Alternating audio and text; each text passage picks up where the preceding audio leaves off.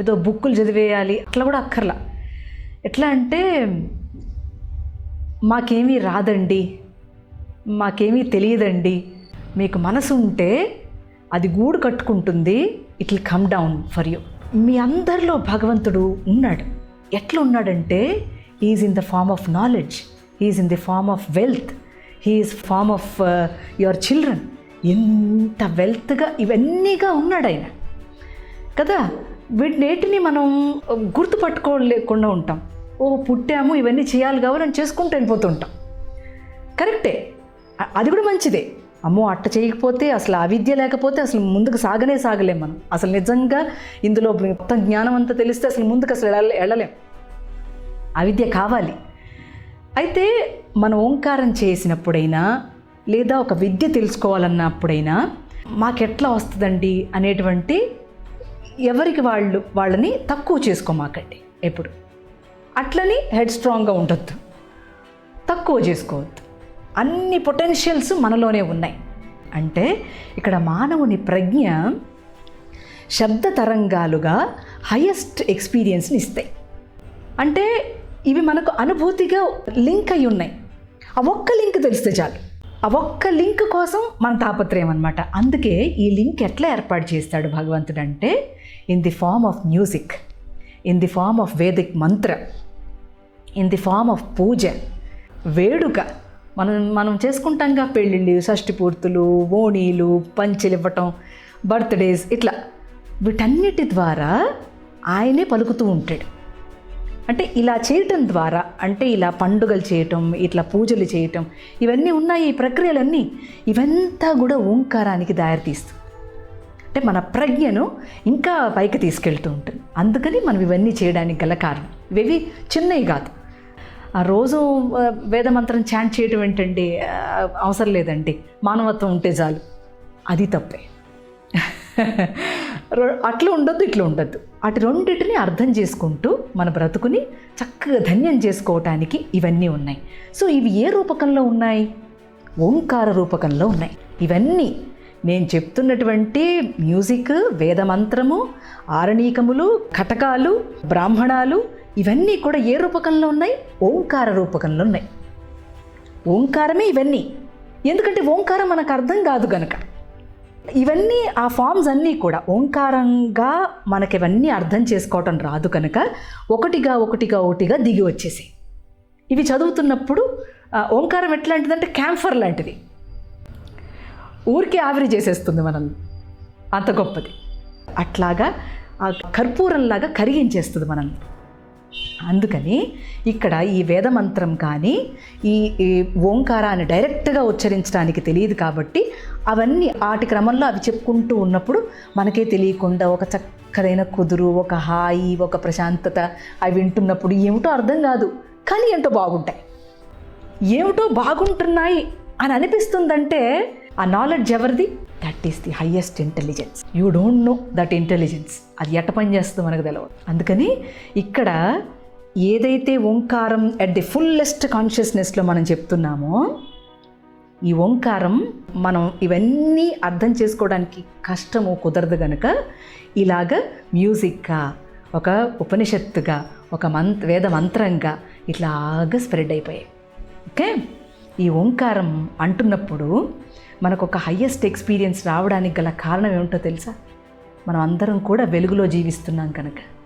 The place of light, that is భారతదేశం. అందుకని భారతీయులకు చాలా త్వరగా ఆధ్యాత్మంతో కనెక్టివిటీ వచ్చేస్తుంటుంది. పండగ చేసుకున్నా కూడా ఓంకారమేనా, పూజ చేసినా ఓంకారమేనా, మనం ఒక వేడుక చేసుకున్నా ఓంకారమేనా. చూసారా మనల్ని ఎంత, అంటే మన ప్రజ్ఞను ఎంత హయ్యెస్ట్ ఎక్స్పీరియన్స్కి తీసుకెళ్తున్నాడు ఋషి. అంటే ఉత్త శబ్దం ద్వారా, ఓన్లీ బై ది సౌండ్. ఇది ఓంకారం అంటున్నప్పుడు మనకు అది జరుగుతూ ఉంటుంది. ఇది సూర్యుడి వరకు ప్రయాణం చేస్తుందని చెప్పుకున్నాము. ఇంకా ఈ శబ్దం ట్రావెల్ చేస్తున్నప్పుడు మనందరం కూడా పరబ్రహ్మ స్థితిలో అట్లా లీనమైపోతూ ఉంటాం. ఎందుకని ఈ శబ్దం యొక్క ట్రావెల్ మనల్ని పరబ్రహ్మ స్థితికి తీసుకెళ్తుంది. ఓన్లీ బై శబ్దమా అంటే అవును, ఓన్లీ బై శబ్దం. అంటే యోగ మార్గం మన సాధకులందరికీ చేస్తూ ఉన్న క్రమంలో ఈ యోగ మార్గం ద్వారా గాడ్ మనకి ఈ చెయ్యి అందిస్తున్నాడని తెలుస్తుంది. ఆయన హ్యాండ్ మనకు తెలుస్తుంటుంది. ఈ డివైన్ బ్రెత్ ఏదైతే ఉందో, సోహము ఓంకారం, ఈ డివైన్ బ్రెత్ అన్నిటికీ కారణం. ఇది లేకపోతే సృష్టి లేదుగా. అసలు ఉచ్ఛ్వాస నిశ్వాస లేకపోతే మనమే ఉంది, ఇంటెలిజెన్స్ ఉంది, వెల్తే ఉంది, నాలెడ్జ్ ఏం లేదుగా. అందుకని ఇది డివైన్ బ్రెత్.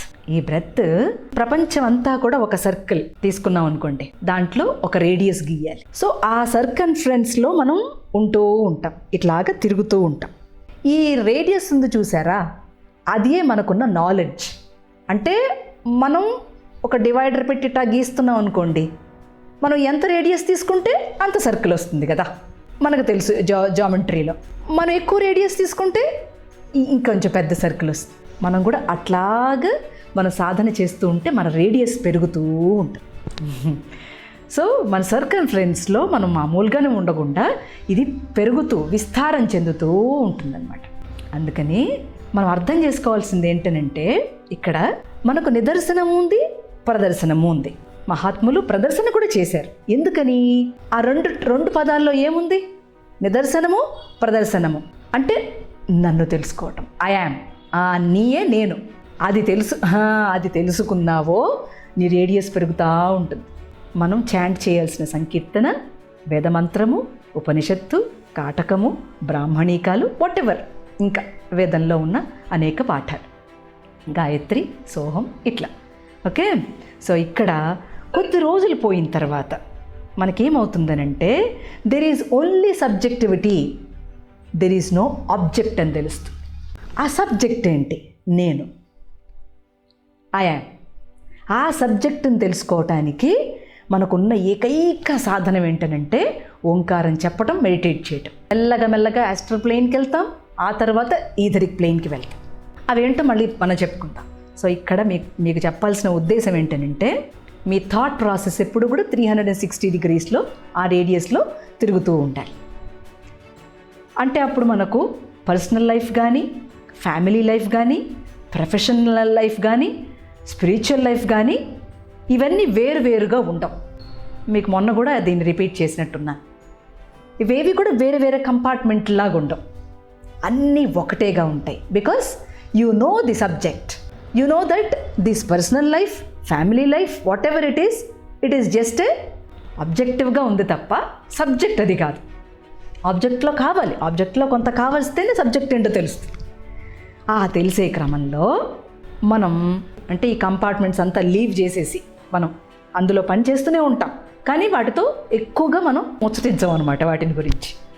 అప్పుడేమవుతుంది, మనకు పతంజలి చెప్పినటువంటి యోగ సూత్రంలో చక్కగా చెప్పారనమాట ఆయన. తస్య వాచక ప్రణవః, నువ్వు మాట్లాడుతున్నటువంటి వాక్కు ఏదైతే ఉందో అది ఓంకారమే అవుతుంది అని. ఏదైనా మంచి చెప్తున్నా, అన్నీ కూడా అందులోకి కూడిపోతాయి అని ఆయన ఈ సూత్రం ప్రత్యేకంగా చెప్పడం జరిగింది. అంటే మన వాచకం ప్రణవంగా మారిపోవాలి. యోగ సూత్రం ఎందుకు తెలుసుకోవడం అని అంటే, మన వాక్కు శుద్ధి అయిపోవాలి, అసలు పొరపాటు అనేది రాకూడదు. అప్పుడు వాక్కులో ఏమున్నది? కేవలమైనటువంటి ఓంకారమే ఉన్నది. అదే నీ ప్రణవం కూడా అవుతుంది. అంటే నీ ఉచ్ఛ్వాస నిశ్వాస ఓంకారమే అవుతుంది అని చెప్పి ఆయన ఆ సూత్రం మనకివ్వటం. అట్లాగే నాదము, బిందువు, శబ్దం, ఇవి మూడు కూడా ఎంత చక్కగా కనెక్ట్ చేశారనంటే పెద్ద వరంగా స్పీచ్ ద్వారా. అందుకని మీకేం చెప్పా, క్రియాయోగంలో brow centre and the throat centre, అంటే ఇది మహావిష్ణువు, ఇది లక్ష్మి, వీటి రెండింటినీ చక్కగా కూరుస్తారనమాట వాళ్ళు. ఈ కూర్చడానికి కూడా ఒక గురువు కావాలి తప్పనిసరిగా. ఆ గురువు ఎవరవుతారా అని మీరేం వెతకనవసరం అవసరం లేదు. టెన్షన్ పడద్దు, నా గురువెవరు అని బుర్రబద్దలు కొట్టుకోక్కర్లేదు. నా గురువెవరనే ప్రాబ్లం గురువుకి కానీ శిష్యుడికి కాదు. వాళ్ళే వస్తారు. మీకు నిజంగా అంత తాపత్రయం, అంత తపన ఉంటే వాళ్ళే మీ దగ్గరికి వస్తారు. మీరు వాళ్ళ దగ్గరికి వెళ్ళాల్సిన అవసరం ఉండదు. వాళ్ళకి తెలుస్తుంది ఎక్కడ ఏ ఇంట్లో ఎంత లైట్ వేసారో వాళ్ళు చూడగలరు. వాళ్ళు ఎక్కడున్నారు? పైన ఉన్నారు. కాబట్టి ఆ కింద ఉన్నటువంటి వ్యాలీలో ఎవరింట్లో ఎంత లైట్ వెలుగుతుంది, ఎవడిలో ఎంత తాపత్రయం ఉన్నది వాళ్ళకి తెలుస్తుంది. వాళ్ళే స్వయంగా నడుచుకుంటూ వస్తారు. నా జీవితంలో అదే జరిగింది. కాబట్టి this is my personal experience. గురువు అట్లాగే ఆయన నడుచుకుంటూ వస్తారు మన దగ్గరికి. So the laws of nature ఎలా పనిచేస్తాయనంటే, దీని ద్వారా మనకేదైతే ఫీలింగ్ ఉన్నదో లోపల భావన ఇవన్నీ కూడా జరుగుతూ ఉంటాయి. అంటే ఇది నేచర్లో ఉన్న లా, అంతే, మీరు నేను చేసేది కాదు. లా ఆఫ్ నేచర్లో ఏం జరుగుతుంది అని అంటే, మానవుడు ఏది అంటాడో అది భౌతిక జీవితంలో జరగాల్సిందే. అది చక్కగా ముద్ద కట్టుకొని ఉంటుందన్నమాట. అది చెడు ఎట్లా ఉంటుందో మంచి కూడా అట్లాగే ఉంటుంది. చెడుని ఏం చేస్తాడో చూద్దాం చివరిలో. సో ఇక్కడ ఈ సృష్టిలో జరిగేటువంటి ఏదైనా సరే నథింగ్ ఈజ్ అ జోక్, కోయిన్సిడెన్సు కాదు. మన చిన్న తెలివితో ఏమనుకుంటాం, అరే ఎంత కోయిన్సిడెన్స్ ఇది అని అంటాం. కానే కాదు. ఈ సృష్టిలో జరిగేది ఏది కూడా జోక్ కాదు, కోయిన్సిడెన్సు కాదు, అండ్ మ్యాటర్ ఆఫ్ ప్లే కూడా కాదు. అండర్స్టాండ్? ఇది ఏదో ఒక చక్రంలో జరుగుతుందండి కాదు. దానికి ఏదో ఒక గొప్పదైన మీనింగ్ ఉంటుంది. ఇది ఏదో పోయింది అని అంటే ఏదో రావటానికి, ఏదో వచ్చిందంటే తప్పకుండా పోయింది. అంతే గుర్తుపెట్టుకోండి. కష్టాలు వచ్చినాయి అని అంటే సుఖం వస్తుందని అర్థం. సుఖం ఈరోజు అనుభవిస్తున్నానంటే కష్టం రేపు ఉన్నదని అర్థం. భయపడక్కర్లా. అట్లని ఈరోజు బాగా సుఖపడుతున్నాం కాబట్టి రేపు కష్టం ఉందన్నారమ్మా అని చెప్పి భయపడక్కర్లా. It's a cycle. అట్లా జరిగితే మాత్రమే మనం పనిచేస్తాం. మానవుడు పనిచేయడు, లేకపోతే సోమరుగా కూర్చుంటాడు. అందుకని వాళ్ళు ఏం చేస్తారని అంటే, ఈ ప్రతి ఆలోచన ప్రతి మాట ఏం చేస్తారు, ఎలా జరుగుతుంది అని అనుకుంటాం కదా. ఒక్కొక్కడు ఒక్కొక్క రీతిలో ఉంటాడు. ఒక్కొక్క టైపు మానవుల్లో రకరకాల టైప్స్ ఉంటారు. ఎందుకు వీళ్ళు ఇట్టుంటారు అని అనుకుంటాం మనం. వాడి పూర్వజన్మ సంస్కారం వల్ల ఉంటారు అట్లా. ఇట్లా అంటే ఈ పూర్వజన్మలో ఉన్నటువంటి మనం ఏమి చేసి ఉంటామో అది మళ్ళీ రీప్లే అవుతూ ఉంటుందన్నమాట. ఎవడి క్యాసెట్ ఆడిదే వచ్చింది, ఎవరి క్యాసెట్ ఆడదే బాబు, ఒకరితో ఒకరికి రాదు, కుదరదు. ఎవరు క్యాసెట్ వాడిదే, వాడి సంస్కారాన్ని బట్టి వాడికి అలా రీప్లే అవుతూ ఉంటుందన్నమాట. అందుకని వాడి ఎవల్యూషన్ ప్రాసెస్లో కొంచెం బెటర్గా ఉండేవాడు, కొంచెం తక్కువగా ఉండేవాడు, ఇట్లా రకరకాలుగా ఉంటూ ఉంటారు. అంటే ఈ సమగ్రత మీకు అర్థమైపోయింది అనుకోండి, మీ అవుట్లుక్ మారిపోద్ది. నా తాపత్రయం అది. మీకు ఇది అర్థమైపోయిందో ఇక మీరు వెరీ ఈజీ భగవంతుడు చెయ్యి పట్టుకోవడం అనేది, స్పర్శ పొందటం అనేది చాలా సులువైపోతుంది. సో ఇప్పుడు మన క్యాసెట్ మనకు ప్లే అవుతుందన్నమాట. ఓకే, అంతే. రూల్ అందరికీ ఒకటే. మళ్ళీ ఎట్లా బాగు చేసుకోవాలనేటువంటి క్వశ్చన్ కూడా ఉండాలిగా మనకు. అమ్మ మన పూర్వజన్మలో ఏదో చేశా, పాపమే చేశాను, పుణ్యమే చేశాను, మరి ఇప్పుడు నేనేం చెయ్యాలి అనేది ఉంటుందిగా. అందుకని పరమాత్మ ఏం చేశాడు, ఈ దేహాన్ని ఇస్తాడు. అందుకే దేహో దేవాలయ ప్రోక్త జీవోదేవ సనాతన. వీడు దేవుడు అవ్వాలి. ఆయన తాపత్రయం ఎంత ఈ క్రియేషన్లో, ప్రతి వాడు దేవుడు కావాలంతే.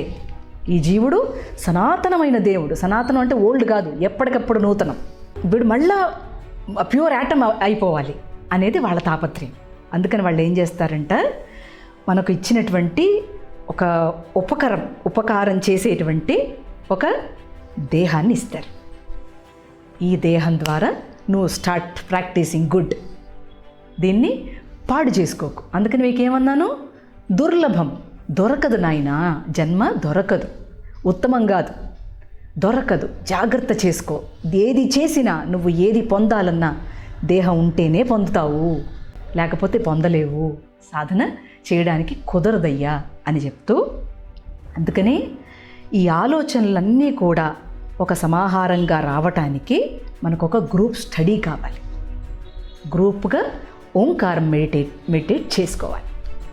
ఒక్కరిగా చేస్తే సర్కంఫరెన్స్ పెరగదు, మీ సర్కిల్ పెరగదు. మీరు ఒక చిన్న రేడియస్లో ఉండిపోతారు. పెద్ద రేడియస్కి వెళ్ళాలని అంటే ఏం చెప్తారు పెద్దలు, గ్రూప్ మెడిటేషన్స్ చేసుకోండి, గ్రూప్ స్టడీ చేసుకోండి, ఇట్లా గ్రూప్గా కూర్చుని సంకీర్తన చేసుకోండి. ఊరికే ఒక్కళ్ళగా కూర్చుని నేను గొప్ప గాయకురాలను పాడుకోవద్దు అని చెప్తారు. ఓకే, సో ఇక్కడ మనం ఎవల్యూట్ కావడానికి మన ఆలోచనలు, భావనలు ఇవన్నీ కూడా ఈ సర్కిల్ ఉంది చూసారా, ఎక్కడ స్టార్ట్ అవుతాం మళ్ళీ అక్కడ పోతాం, ఎక్కడ స్టార్ట్ అవుతాం అక్కడ అలా తిరుగుతూ ఉంటాం. This cycle is called the water cycles. తెలుసుగా మీకు వాటర్ సైకిల్స్? మనం నారాయణ శబ్దానికి అర్థం చెప్పుకున్నాం. He is the water cycle. దాన్ని మనం అలాగా తిప్పుతూ ఉంటాం అన్నమాట. ఎంతకాలం తిప్పాలమ్మా అంటే ఎన్ని జన్మలు ఇస్తే అన్ని జన్మలు తిప్పాల్సిందే. రంగుడు రాట్నంలాగా ఉంటుంది చూసారా, ఆ రాట్నంలాగా తిరగాల్సిందే. డిస్టెన్స్ గెయిన్ ఉండదు, మీకు తెలుసు కదా. డిస్టెన్స్ ఏం గెయిన్ చేయదు, కానీ అక్కడే తిరుగుతూ ఉంటుందన్నమాట. అందుకని ఏం చెప్తారు, దీన్ని ఇంకా గెయిన్ చేయడానికి కావలసినటువంటి పొటెన్షియల్ మీ దగ్గర ఉంది కనుక దాన్ని మీరు పూర్తిగా అర్థం చేసుకోవటానికి కండెన్స్ అవుతాము, మళ్ళీ వ్యాపరేట్ అవుతాం, కండెన్స్ అవుతాము, మళ్ళీ వ్యాపరేట్ అవుతాం. ఇది నారాయణ స్వరూపంగా మనకి ఉంది, అవునా? ఇది ఈ వాటర్ సైకిల్సే లైఫ్గా వచ్చిందని చెప్పుకున్నాం. మళ్ళీ కిందకు వస్తున్నాడు కదా వాడు, ఈ వాటర్ మళ్ళీ కిందకు వస్తుంది కదా, మళ్ళీ పైకి వెళ్తుంది కదా. సో ఇక్కడ ఈ సైకిల్స్ ఆఫ్ లైఫ్ అవుతుంది, మళ్ళా బయోటిక్ లైఫ్ అవుతుంది, మళ్ళా ఇది ఏదంటే అక్వాటిక్ అవుతుంది లైఫ్, అప్పుడు టెరెస్ట్రియల్ అవుతుంది. ఇట్లా కదా మనం వచ్చాం. అంటే ఎందుకు చెప్తున్నారంటే ఎవల్యూషను ఇలాగే ఉంటుంది. ఇప్పుడు టెరెస్ట్రియల్కి వచ్చాం కాబట్టి మన ఎవల్యూషన్ బెటర్ అవుతూ ఉంటాయి అన్నమాట. So this water cycle is అనంతం. రాత్రి మనం అందరం నిద్రపోతాం కదా, ఎన్నో మిస్టేక్స్ చేసి ఉంటాం. అబ్బో ఎన్ని బ్యాడ్ థాట్సో. ఇవన్నీ ఈ ఎర్త్ చుట్టూతా బ్లాక్ క్లౌడ్స్ లాగా ఏర్పడిపోతాయి అన్నమాట.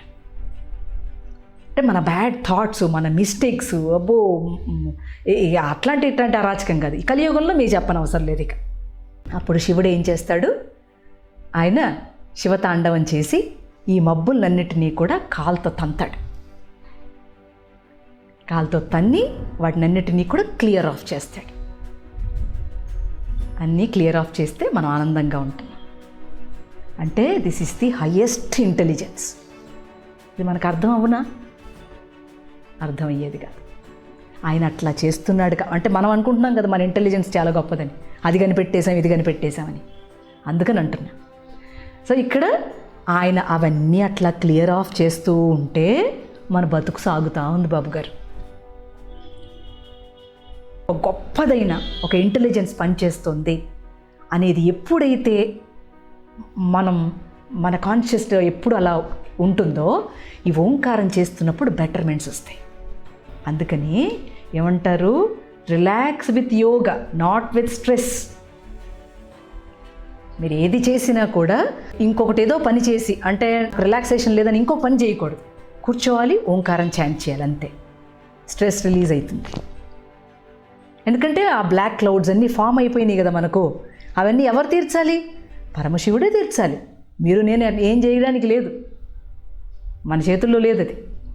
సో అట్లా మనం ఎప్పుడైతే మెల్లమెల్లగా సరెండర్ అవుతూ ఉంటామో, అంటే అర్త్లో ఎలా 7 ప్లేన్స్ ఉంటాయో మానవుడిలో కూడా 7 ప్లేన్స్ ఆఫ్ కాన్షియస్నెస్ ఉన్నాయి కదా, 7 చక్రాలు. అవి ఒక్కొక్కటి ఉద్దీపన చెందుతాయి. డిసప్పాయింట్ అవ్వక్కర్లా. అందుకే రమణులు అంటారనమాట, అన్ని రకాలుగా ప్రయత్నం చేయండి, విఫలమైపోతాయి కదా. ఎన్ని రకాలుగా ప్రయత్నం చేసినా విఫలమవుతూ ఉంటాయి. ఇంకొక్కసారి ప్రయత్నం చేయండి అంటారు ఆయన. ఆయన ఏమంటారంటే, ఎన్నిసార్లు చేసినా విఫలం అవుతున్నావు నువ్వు కాదనల్లే, ఇంకొక్కసారి చెయ్యి అంటారు. అంటే దట్ ఈస్ ద బ్లెస్సింగ్ డాన్డ్ అనమాట. ఇంకొచ్చేస్తుంది అంతే. వాళ్ళు అట్లా ఆశీర్వదిస్తారు మనల్ని. ఎంత చేసినా రావట్లేదయ్యా అని అనుకున్న ఒక సాచురేషన్ పాయింట్కి వచ్చేస్తాం అనుకోండి, అప్పుడు మనకు ఒక అవేకనింగ్ వస్తుందన్నమాట. ఇంకొక్కసారి ప్రయత్నం చేయి. ఎవరో అంటారు, లేదు మన లోపలే ఆయాం అంటాడు, వాడు అంటాడు. అందుకే కదా కృష్ణుడు ఏమన్నాడు, నేను నిన్ను నాలాగే చూసుకుంటున్నాను అన్నాడు. అర్జునుడిని నన్ను నా లోపల చూసుకుంటున్నాను నిన్ను అన్నాడు. వేరేగా నిన్ను చూడటం లేదు, నేనే నువ్వు అన్నాడు. అందుకని లోపల అట్లాంటి ఒక మెసేజ్ మనకి వస్తుందన్నమాట. సో ఇక్కడ ఒక పాయింట్ చెప్పేసి ఇంకా క్లోజ్ చేద్దాం. మనకు అనుభవం ఒకటి, టీచర్ గారి పాఠం ఒకటి. అనుభవం అంటే మన స్వయంగా ఏదైతే అనుభవిస్తామో అది జీవితంలో, ఇంకొకటి టీచర్ గారి పాఠం. ఈ అనుభవం ఏం చేస్తుందంట, ముందు పరీక్ష పెడుతుంది. పరీక్ష ముందు పెట్టి ఆ తర్వాత పాఠం చెప్పుద్ది. అనుభవం అంతే కదా. టీచర్ గారు ఏం చేస్తారు? ముందు పాఠం చెప్పి ఆ తర్వాత పరీక్ష పెడతారు. చూసారా? ఎందుకు చెప్పానంటే మనకు అనుభవమే ఉంటుంది టీచర్ గారి పాఠం కంటే.